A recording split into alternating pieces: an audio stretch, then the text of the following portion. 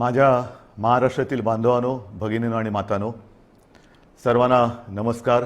जय महाराष्ट्र. घाबरून जाऊ नका, कारण अनेकांचे फोन मला आले पासून लॉकडाऊन करतायत का. प्रथम मी काय बोलतो आहे ते जरा नीट समजून घ्या. मी आपल्याला घाबरवण्यासाठी आलेलो नाहीये, तर आजची एकूण परिस्थिती काय आहे आणि या परिस्थितीतून आपल्याला सर्वांना मार्ग कसा काढायचा आहे, मार्ग काढण्यासाठी म्हणून मी आज आपल्याशी संवाद साधतोय. सर्वांना या गोष्टीची कल्पना आहे की आता जवळपास 1 वर्ष झालं आपण एका विचित्र विषाणूबरोबर लढतो आहोत. आणि याही गोष्टीची आठवण आपल्याला असेल की हेच ते दिवस होते मार्च महिन्यामध्ये पहिल्या प्रथम कोविडने आपल्या महाराष्ट्रामध्ये शिरकाव केला आणि हा म्हणता एखाद्या मायावी राक्षसासारखा त्यांनी महाराष्ट्रच नव्हे तर देश व्यापून टाकला. मधल्या काळामध्ये आपण सर्वजण मिळून या व्हायरसला रोखण्यामध्ये नक्कीच यशस्वी झालो होतो, नक्कीच झालो होतो, त्याच्याबद्दल काही वादच नाहीये. पण हे युद्ध आपण सगळ्यांनी मिळून एकत्र हातात हात घालून लढलो म्हणून ती परिस्थिती निर्माण झाली होती. साधारणतः कालच्या जानेवारी-फेब्रुवारीपर्यंत आपल्याला असं वाटत होतं की आता झालं, संपलं. ये कोरोना कोरोना क्या है, क्या चीज है कोरोना, कोविड क्या है. विशेष म्हणजे गेल्याही वर्षी अर्थसंकल्पीय अधिवेशन होतं, याही वर्षी तोच काळ आला, मार्च.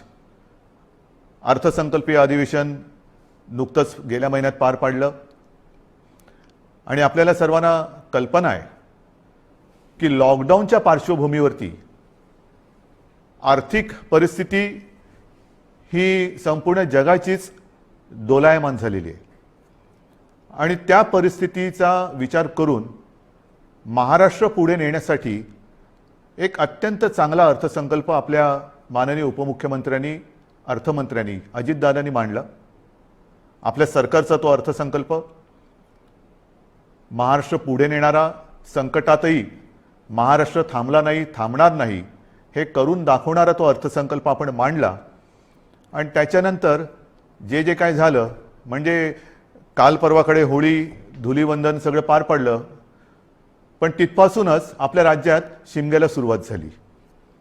असो, त्या शिमग्याबद्दल मी काय बोलणार नाही, त्याला सुद्धा मी जेव्हा उत्तर द्यायचं तेव्हा मी जरूर देईन. तो विषय आजचा नाही आहे. आजचा विषय आहे तो कोरोनाची परिस्थिती ही नेमकी काय, आपण काय करणार आहोत. मध्ये मध्ये मी आपल्याला सातत्याने सांगत आलेलो आहे की जर ही परिस्थिती अशीच राहिली तर आपल्याला परत एकदा लॉकडाऊन करावा लागेल की काय, अशी एक शक्यता मी बोलून दाखवली होती. ही शक्यता आजही पूर्णपणे टळलेली नाहीये. मला आज पुन्हा एकदा आपल्याला सर्वांना आवाहन करायचे, विनंती करायची, कारण गेल्या वर्षभरामध्ये माझ्या महाराष्ट्रातील प्रत्येक बांधवांनी, भगिनींनी आणि मातांनी जे जे मी सांगत आलो ते अत्यंत आपुलकीने ऐकून घेतलं आणि त्याच्याप्रमाणे ते वागले. तुम्ही सगळे वागलात. यात सर्व धार्मिक नेते आले, सर्व धर्मीय आले, सर्व राजकीय पक्ष आले, त्यांचे कार्यकर्ते आले. आता काय झाले थोडंसं की मधला काळ जो आला त्या काळामध्ये आपण थोडे शिथिल झालो. आपण शस्त्र टाकली की काय अशी एक साधारणतः परिस्थिती निर्माण झाली.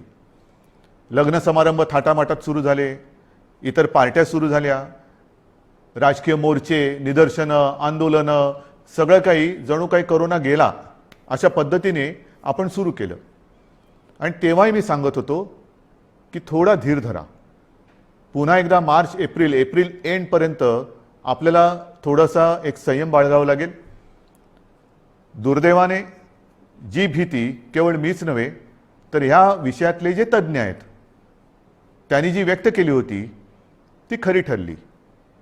मार्चच्या आधीपासूनच आपल्या राज्यामध्ये पुन्हा एकदा कोरोना मोठ्या राक्षसापेक्षा, म्हणजे गेला राक्षस होता त्याच्या डबल, टिबल, दुप्पट, तिपटीने अकराळ विक्राळ रूप धारण करून आलेलं आहे.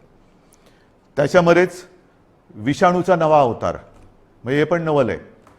आत्तापर्यंत आपण आपले विष्णूचे अवतार ऐकले होते, ज्याचे आपण पूजन करतो. ज्या ज्या वेळेला संकट आली त्या त्या वेळेला भगवान विष्णूंनी वेगवेगळे अवतार घेतले आणि आपल्याला वाचवलं. पण हा विषाणू जो आहे तो वेगवेगळे अवतार धारण करून आपल्याला संकटात टाकतोय आणि आपली परीक्षा बघतोय. पुन्हा एकदा तीच गरज आहे. आपल्याला सर्वांना धैर्याने, सगळं धैर्य एकवटून लढण्याची गरज आहे. लॉकडाऊन करणार का हा प्रश्न अजूनही मी उत्तर देत नाही. पण साधारणतः आत्ताची परिस्थिती काय आहे ह्याची कल्पना आपल्याला देण्याची मला पुन्हा एकदा गरज वाटते. जेव्हा ही परिस्थिती निर्माण झाली, किंबहुना कोविडची साथ सुरू झाली, आपल्याला पूर्ण माहिती आहे आपल्या राज्यामध्ये फक्त 2च ह्या विषाणूंची चाचणी जिथे होऊ शकते अशा प्रयोगशाळा होत्या. एक मुंबईमध्ये कस्तुरबा आणि दुसरी पुण्याला NIVची. आज त्या 2च्या जवळपास आपण 500 पर्यंत चाचण्या करणाऱ्या संस्था किंबहुना लॅब्स तयार केलेल्या आहेत. मुंबईमध्ये सुद्धा आपण दर दिवशी साधारणतः 50,000 चाचण्या आज करतो आहोत. गेल्या काही दिवसात म्हणजे मला जी माहिती सगळी माझ्याकडे आलेली आहे त्याच्यात महाराष्ट्रामध्ये जी आपली क्षमता होती 75,000 चाचण्या दर दिवशी करण्याची, ती आपण वाढवून जवळपास 1,82,000 पर्यंत नेलेली आहे. 1,82,000, 75,000 ते 1,82,000 इथपर्यंत आज आपण रोजच्या चाचण्या करतो. येत्या काही दिवसात ही संख्या आपल्याला 2.5 लाखावर न्यायची आहे. 2.5 लाख चाचण्या दर दिवशी महाराष्ट्रामध्ये लवकरात लवकर आपण करणार आहोत. आणि याही चाचण्या ते रॅपिड अँटीजेननी नाही, तर त्याचं जे प्रमाण आहे, केंद्राची जी काय मार्गदर्शक तत्व आहेत की साधारणतः 70% चाचण्या ह्या RT-PCR ह्या पद्धतीने झाल्या पाहिजेत. आता माझ्यापेक्षा सर्वांनाच माहिती झालेलं नेमकं RT-PCR म्हणजे काय, रॅट म्हणजे रॅपिड अँटीजेन टेस्ट म्हणजे काय. RT-PCR मध्ये अचूकताही अधिक असते, अधिक चांगली असते. म्हणून आपलाही आणि केंद्राचाही आग्रह तोच आहे की जेवढ्या चाचण्या आपण करतो त्याच्यात किमान 70% चाचण्या ह्या RT-PCR असायलाच पाहिजेत. आणि त्याच पद्धतीने आपला महाराष्ट्र जेव्हा 75,000च्या आसपास चाचण्या करत होता त्याही वेळा तेव्हा त्याच टक्क्यात RT-PCR करत होता. आज जवळपास 1,82,000 करतोय, त्याच्यातही 70% RT-PCR आहेत.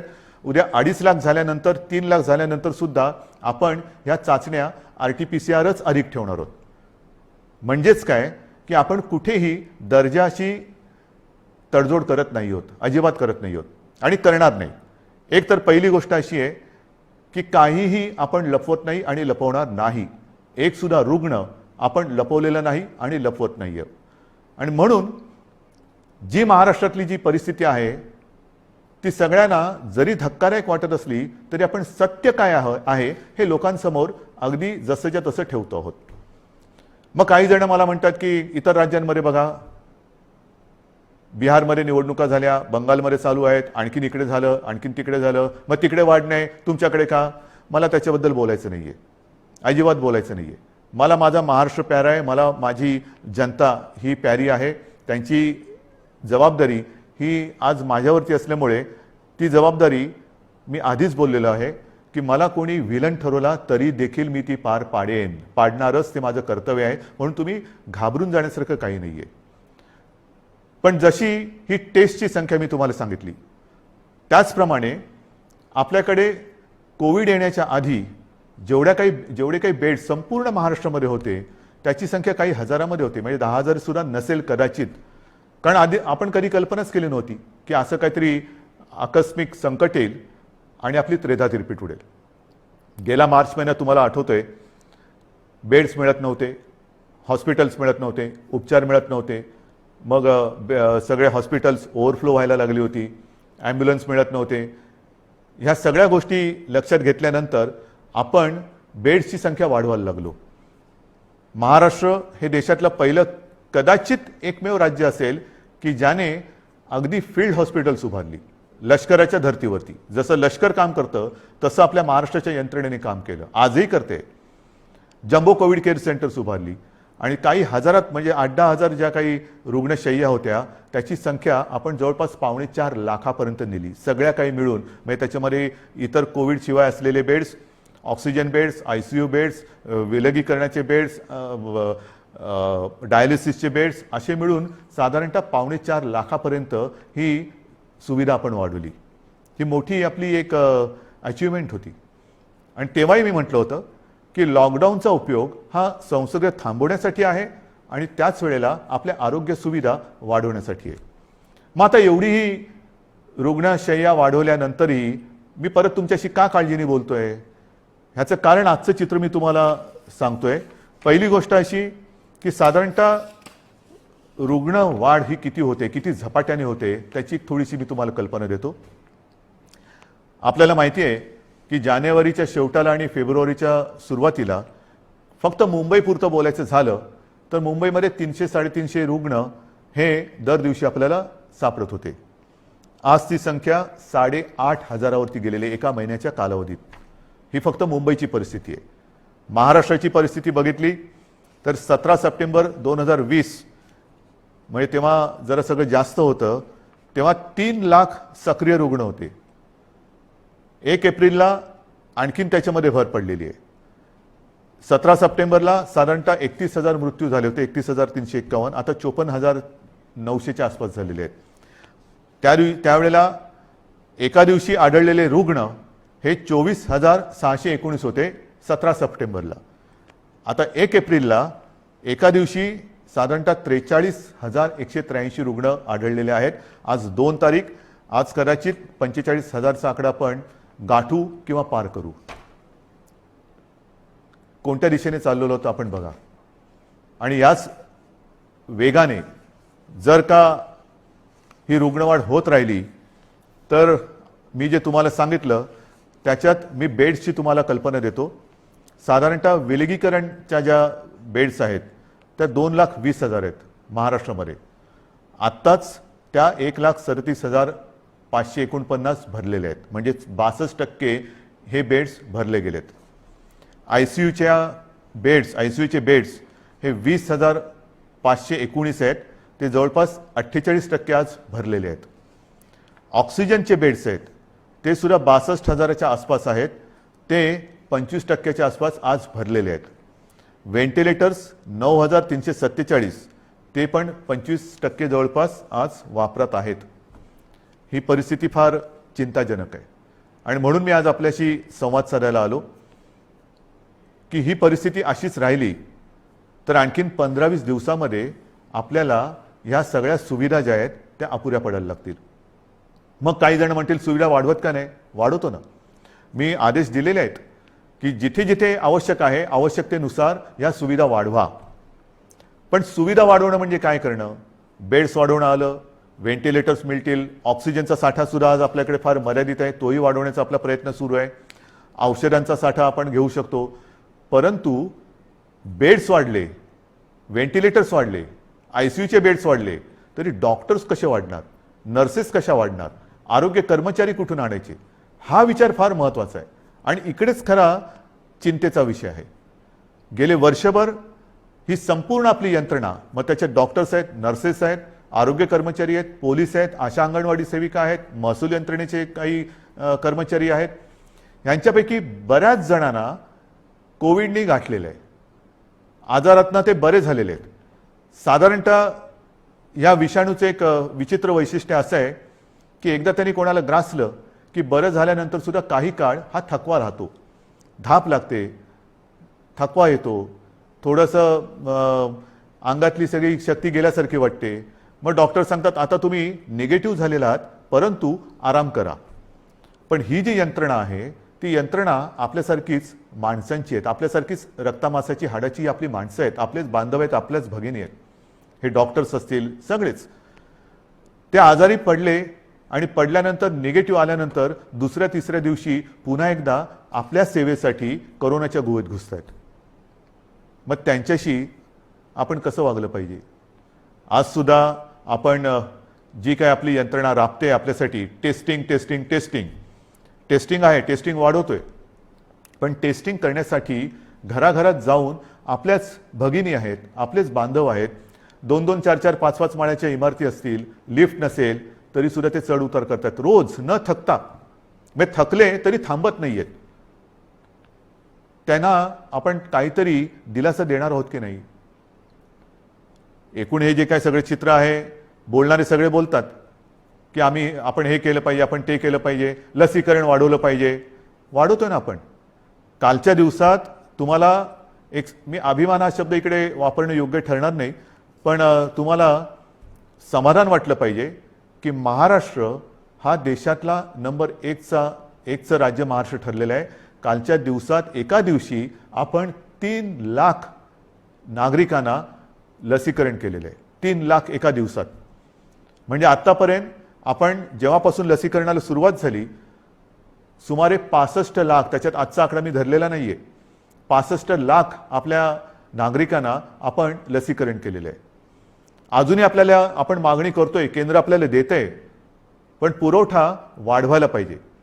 आणि पुरवठा वाढवल्यानंतर आपली क्षमता आज जी 3 लाख आहे ती लवकरात लवकर किमान 6 ते 7 लाख दर दिवसाला करण्याची आपली क्षमता आहे.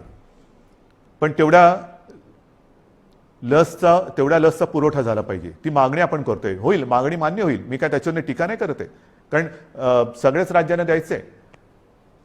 तर ही आपली क्षमता आहे. परंतु होतंय असं की लस घेतल्यानंतर, आता मी सुद्धा 1 डोस घेतलेला आहे लसचा. आपल्याशी बोलताना आजूबाजूला कोण नाही म्हणूनच मी मास्क काढून आपल्याशी बोलतोय. पण लस घेतल्यानंतर सुद्धा काही जण कोरोनाने बाधित होत आहेत. का होत आहेत? कारण लस घेतली आता सगळं झालं असं नाहीये. लस घेतल्यानंतर सुद्धा मास्क हा घालणं अनिवार्य आहे. मी मधल्या काळामध्ये माननीय पंतप्रधानांनी जी एक व्हिडिओ कॉन्फरन्स घेतली त्याच्यात हा मुद्दा मी काढला होता. आणि मी बोलताना असं बोललो होतो की आमच्या इथे लसचे 2 डोस घेतल्यानंतर सुद्धा आणि तो मधला कालावधी झाल्यानंतर सुद्धा काही लोकांना संसर्ग झालेला आहे. तेव्हा स्वतः माननीय पंतप्रधानांनी सांगितलं की एक गोष्ट लक्षात घ्या की लस घेतली म्हणजे कोविड होणार नाही अशातला भाग नाहीये. कोविड होईल, पण त्याची घातकता कमी होईल. म्हणजेच काय की साधारणतः धुवाधार पावसामध्ये एक छत्री असावी तशी एक ही छत्री आहे, जरूर आहे. पण आत्ता नुसता पाऊस नाहीये, वादळ आहे. आणि या वादळामध्ये लस घेणे ही एक साधारणतः आपल्याकडे छत्री आहे, त्यातल्या त्यात कमीत कमी भिजावं म्हणून. आणि लस घेणं, टेस्ट वाढवणं, रोजच्या चाचण्या वाढवणं हा उपाय अजूनही तरी मी मानायला तयार नाही. जेवढ्या आपण चाचण्या वाढवत आहोत तेवढी रुग्णसंख्या आपल्याला कळते, उपचारासाठी आपण त्यांना घेतोय. परंतु रुग्णवाढ थांबवण्यासाठी अजून कोणी उपाय सांगत नाहीये. काय उपाय? उपाय नाहीये. पण लसीकरण करा, लसीकरण करतो आहोत. आज मी पुन्हा एकदा सांगतो, संपूर्ण देशात आपलं राज्य हे लस देणारं नंबर 1चं राज्य आहे. आजच्या दिवशी आपण 3 लाख नागरिकांना दर दिवशी लस देतोय. काल परवापासून 3 लाख हा आकडा गाठलेला आहे. परत एकदा सांगतो, लसीचा पुरवठा आपल्याला ज्या क्षणी वाढेल तेव्हा ही क्षमता आपण दुपटी तिपटीने वाढवू शकू एवढी आपली नाही म्हटलं तरी ताकद आहे, नक्कीच आहे. म्हणजेच काय की एका बाजूला आपली ही यंत्रणा ट्रॅकिंग, ट्रेसिंग, टेस्टिंग ह्याच्यासाठी बिझी आहे, दुसरीकडे उपचारांसाठी बिझी आहे, तिसरीकडे हीच यंत्रणा लसीकरणासाठी सुद्धा व्यस्त आहे. हे सगळं एकत्रित आल्यानंतर त्यांची काय स्थिती होत असेल ह्याचा थोडा आपण विचार केला पाहिजे. आणि म्हणून मला असं वाटतं की लॉकडाऊन करायचं का? इतर देशांनी काय केलेलं आहे? इतर देशाचा जर का आपण अंदाज घेतला तर अमेरिकेने सुद्धा 7 कलमी कार्यक्रम जाहीर केले आहे. त्याच्यामध्ये सुद्धा त्यांनी असं म्हटलेलं आहे की राजकारण नको, जीव महत्त्वाचा आहे, असं राष्ट्राध्यक्षांनी आवाहन केलं आहे. मला असं वाटतं आपल्याकडे सुद्धा सर्व पक्षीयांनी त्यांनी केलेलं आवाहन नाही, पण निदान मी केलेली विनंती मानायला काय हरकत नाहीये. जीवाशी खेळ नको, कृपा करून याच्यात राजकारण आणू नका. ब्राझीलमध्ये तर फारच पंचायत झालेली आहे, कारण तिकडे मार्चच्या एका महिन्यात जवळपास 60,000 मृत्यू झालेले आहेत. मृत्यूदर दुपटीने वाढला आहे. बेरोजगारीची म्हणजे मृत्यू पण होत आहेत आणि बेरोजगारीची पण समस्या वाढते. फार विचित्र परिस्थिती ब्राझीलमध्ये. रशियामध्ये पण लस आलेली आहे, त्याच्यामध्ये ते थोडं लस आणि त्या लसीकरणामध्ये ते पुढे आहेत. फ्रान्समध्ये परिस्थिती नाजूक आहे. तिथेही जी माहिती मिळते तिकडे तिसऱ्यांदा राष्ट्रीय लॉकडाऊन करण्यात आलेला आहे आणि ह्या लॉकडाऊनच्या मध्ये केवळ जीवनावश्यक वस्तूंची दुकाने उघडण्यास परवानगी दिलेली आहे. कार्यालयातील लोकांना फक्त घरून काम करावे लागेल. पुढील 3 आठवड्यांसाठी शाळा पूर्णपणे बंद ठेवण्यात येतील. या 4 आठवड्यात कोणत्याही प्रकारची जाहीर सभा होणार नाही. त्यांच्यावर पूर्ण बंदी असेल. कोणी आवश्यक कारणाशिवाय आपले घर सोडणार नाही. हे मी तुम्हाला नाही सांगितलं, हे फ्रान्समधलं वातावरण तुम्हाला सांगतो. नाही तर तुम्हाला वाटेल मी आत्ताच काहीतरी लॉकडाऊन जाहीर केले काय. हंगेरीमध्ये पण वर्क फ्रॉम होम बंधनकारक आहे. डेन्मार्कमध्ये तसंच आहे. ग्रीसमध्ये हळूहळू निर्बंध हटवायला सुरुवात झालेली आहे. बेल्जियमने परत एकदा महिन्याभराचा कडक लॉकडाऊन लावला आहे. पोर्तुगाल सरकारने शहरांमधील नागरिकांची ये जा थांबवली आहे. आयर्लंडमध्ये तर डिसेंबरपासून कडक लॉकडाऊन आहे. फिलिपिन्समध्ये मनिला व आसपास परत एक आठवड्याचा कडक लॉकडाऊन लावला आहे. केनियामध्ये सुद्धा देशभर कडक निर्बंध लावलेले आहेत. यूकेमध्ये सुद्धा आता हळूवार त्यांनी 2-2.5 महिन्याचा लॉकडाऊन केल्यानंतर हळूवार निर्बंध शिथिल करतायत. जसं आपण हळूवार शिथिल केले तसंच यूके तिकडे तर 2.5-3 महिन्याचा अत्यंत कडक लॉकडाऊन होता आणि आता हळूवार ते निर्बंध शिथिल करतायत. इटलीमध्ये सुद्धा तशीच आहे. जर्मनीमध्ये सुद्धा तीच परिस्थिती आहे. पोलंडमध्ये तीच आहे. हे सगळं लक्षात घेतल्यानंतर मला माहिती आहे की लॉकडाऊन हा खूप घातक आहे. परंतु जी कात्रीत मी मागाशी म्हटलं की एका कात्रीत आपण सापडले. एका बाजूला अर्थचक्र आहे. अर्थचक्र चालवायचं तर अनर्थ ओढवतोय. अनर्थ थांबवायचा तर अर्थचक्र बंद पडतंय. करायचं काय मग. आणि मधल्या काळामध्ये जी काही मतं हे तज्ज्ञ ह्या क्षेत्रातले आहेत नाही आहेत, मी त्यांची नावं नाही घेत, पण त्यांनी त्यांची मतं मांडलेली आहेत.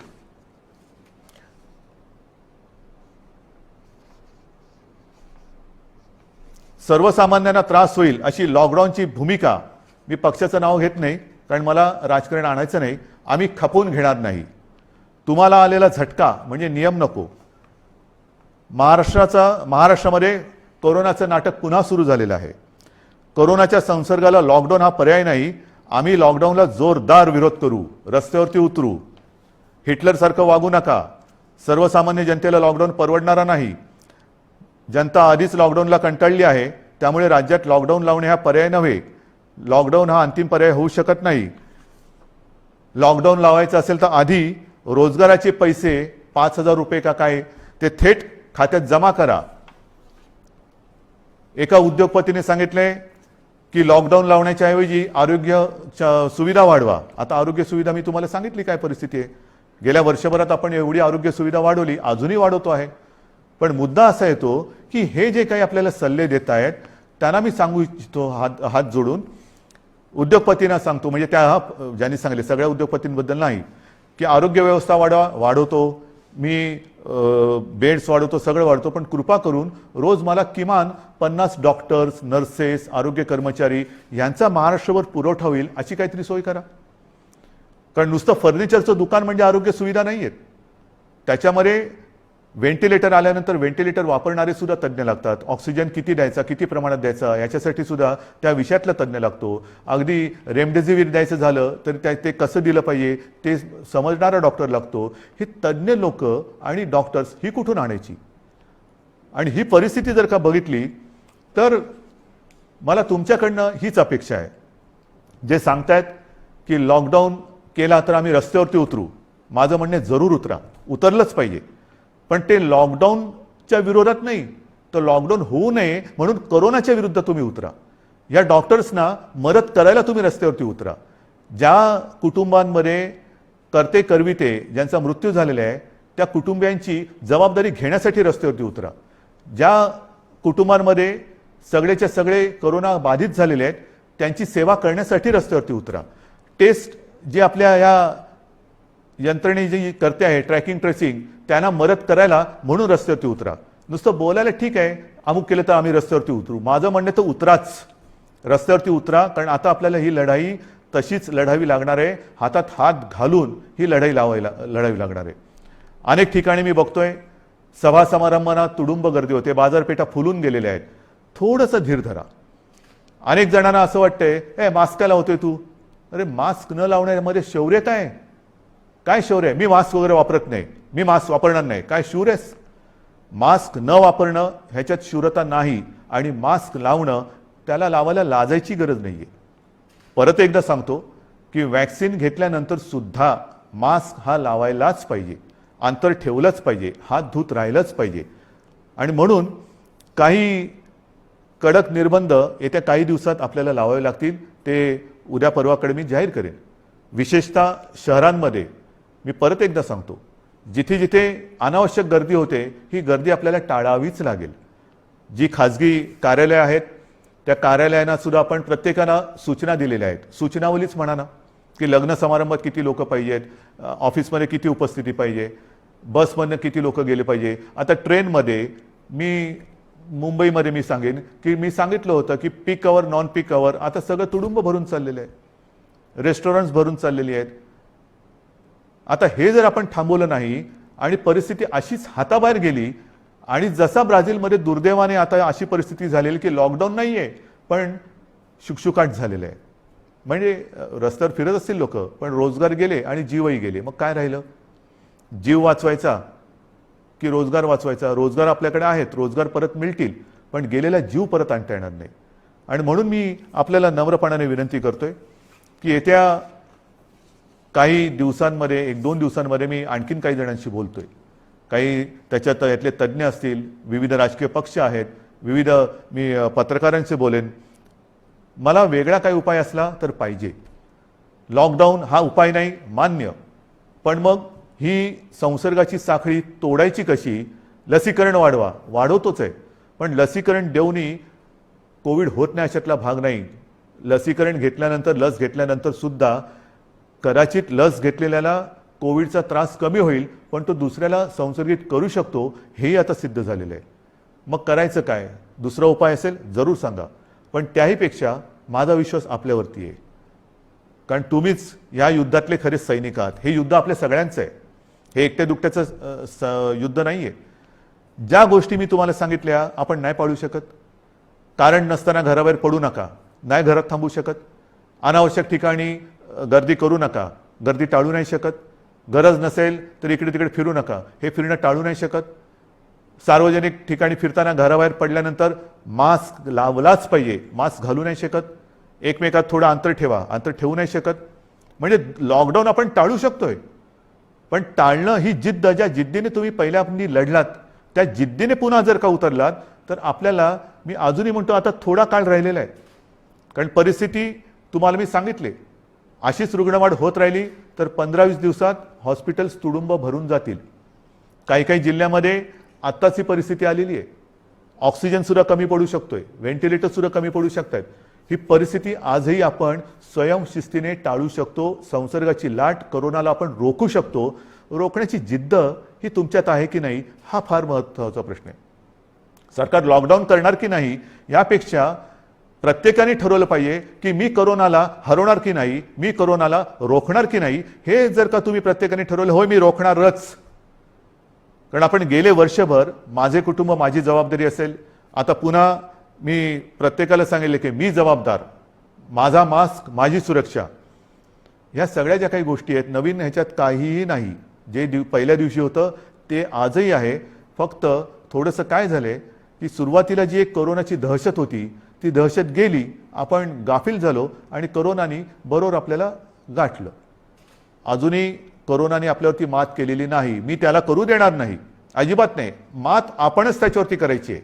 पण ही मात करताना जर आपण घट्ट उभे राहिलो सगळ्या जणांनी, संपूर्ण सगळ्या राजकीय पक्षाने, मी पुन्हा एकदा हात जोडून विनंती करतो आहे की कृपा करा, जनतेच्या जीवाशी खेळ होईल असं राजकारण करू नका. जे जे सरकार पावलं उचलत आहे ते जनतेच्या हितासाठी उचलते. अर्थचक्रही फिरवायचं आहे, गरिबाची रोजीरोटी वाचवायची आहे, पण त्याच बरोबरीने सगळ्यात आधी आपल्याला त्यांची जीव वाचवायची आहे. म्हणून जीवाला पहिलं महत्त्व द्यायचं आहे आणि त्याच्यानंतर मग बाकीच्या ज्या काही गोष्टी आहेत त्या आपल्या हातातल्या आहेत त्या आपण करू शकतो.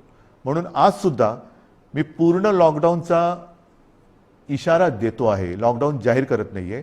पण 1-2 दिवसामध्ये जर का दृश्य स्वरूपामध्ये ह्या गोष्टी आढळल्या नाहीत आणि दुसरा उपाय जर मी आता पुढच्या 1-2 दिवसांत ज्यांच्याबरोबर बैठका घेतोय त्यांच्याकडनं आला नाही तर मग मात्र आहे ती परिस्थिती अशीच्या अशी स्वीकारा, जे मला नाही जमणार. माझ्या डोळ्या देखत हे मी बघणार नाही आणि आपणही नाही बघायचं आहे.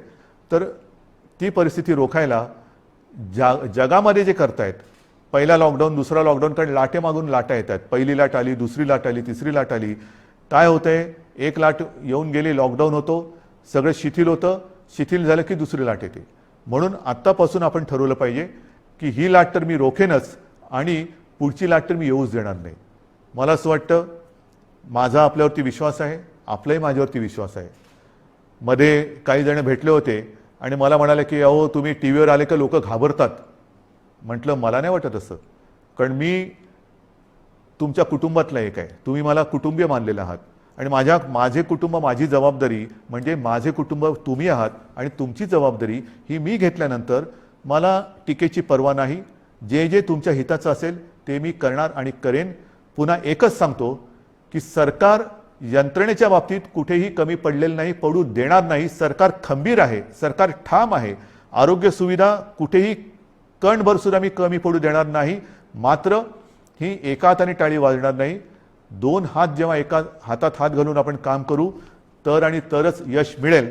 आणि मला आपल्या सहकार्याची अपेक्षा आहे, सर्व राजकीय पक्षांकडनं अपेक्षा आहे, सर्व धर्मियांकडनं अपेक्षा आहे. पुन्हा एकदा आपल्या उत्सवांवरती, सणांवरती बंधनं आणावी लागतील. जसं गेल्या वर्षी आपण सहकार्य केलं तसंच पुन्हा एकदा हे सहकार्य कराल अशी आशा नाही, असा विश्वास व्यक्त करतो. आणि ही लढाई पुन्हा एकदा लढण्यासाठी आणि जिंकण्यासाठी सिद्ध व्हा, एवढ्याच शुभेच्छा देतो. जय हिंद, जय महाराष्ट्र.